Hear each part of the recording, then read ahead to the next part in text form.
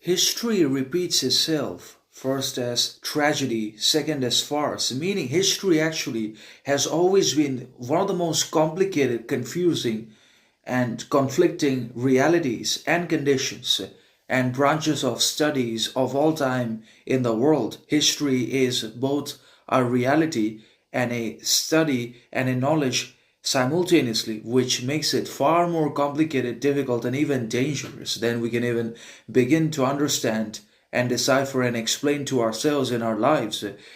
History is what happened to us, but what is now is also going to become history. The present is also history in one way or another, because the present is also going to become the past in one way or another, because every moment slides away, every moment becomes the past, and it is a history, even if it's not so old or ancient. But whatever is past, whatever is gone away, ultimately falls into the category of history.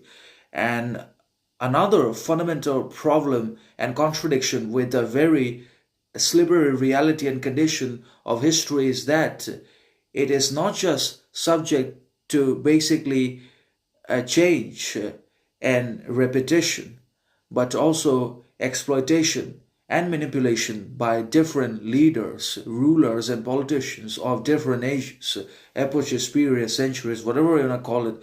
But the different leadership, rule, politics, and structures of power always tries to change and manipulate the real happenings and events and outcomes, and frames it as history that just cannot be trusted either, because it's untrustworthy and treacherous. So history in itself is untrustworthy, not because it is not real, not because nothing happened in the past, but because it's regulated, manipulated, exploited by the present politics and modern society, and hijacked by people's own biases, ignorance, individual perceptions, and egos as well. So ultimately, the only history is that there is no history, but there is a history which is real. But we really have to dig hard for that.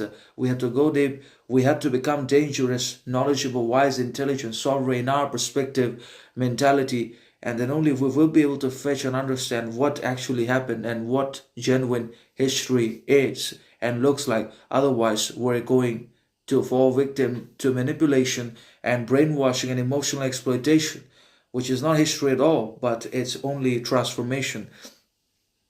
So history is very slippery and contradictory at the same time, because it